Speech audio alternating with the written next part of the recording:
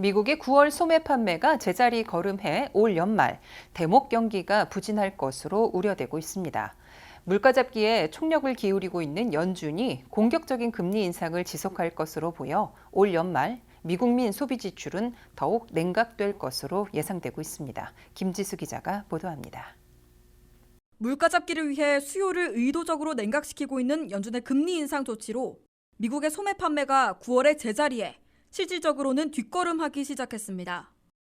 미국의 소매 판매는 9월에 전달과 거의 같았다고 연방상무부가 14일 발표했습니다. 8월에는 0.4% 상승한 바 있는데 9월에는 제자리한 겁니다. 자동차를 제외하고 일반 상품과 서비스 업계 소매 판매는 0.1% 늘어나는데 그쳤습니다.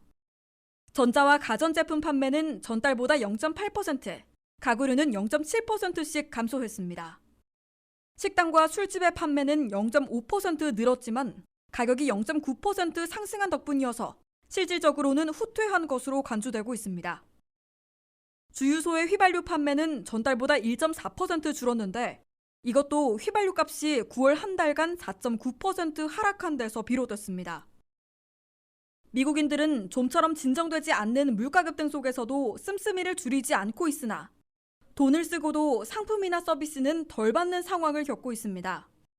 이 같은 시장 경제 상황과 연준의 연속 금리 인상 여파로 올 연말 최대 쇼핑 시즌에서는 저조한 판매 실적으로 불경기를 체감하기 시작하지 않을까 우려되고 있습니다.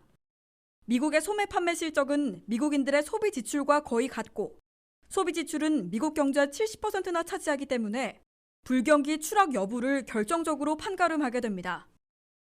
미국의 CPI, 소비자 물가지수가 8월에 8.3%에서 9월에 8.2%로 고작 1포인트 낮추는 데 그친 데다가 변동이 심한 식품과 에너지를 제외한 코어 CPI, 즉 근원 소비자 물가는 8월 6.3%에서 9월 6.6%로 오히려 올랐습니다. 40여 년 만에 가장 많이 뛴 근원 소비자 물가에는 렌트비와 유틸리티 등 주거비가 3분의 1이나 차지하고 있고 교통비, 의료비 등을 포함하고 있는데 한 번 올라가면 떨어지기 어려워 물가 급등을 오래가게 만드는 문제점을 안고 있습니다.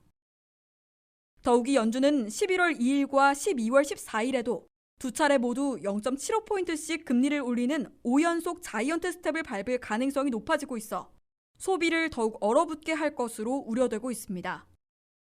연준은 물가를 잡기 위해 공격적인 연속 금리 인상으로 미국인들의 소비와 업계의 고용, 주택시장을 동시에 억누르고 있는 것이어서 미국 경제의 불경기를 피하지는 못할 것으로 경고되고 있습니다.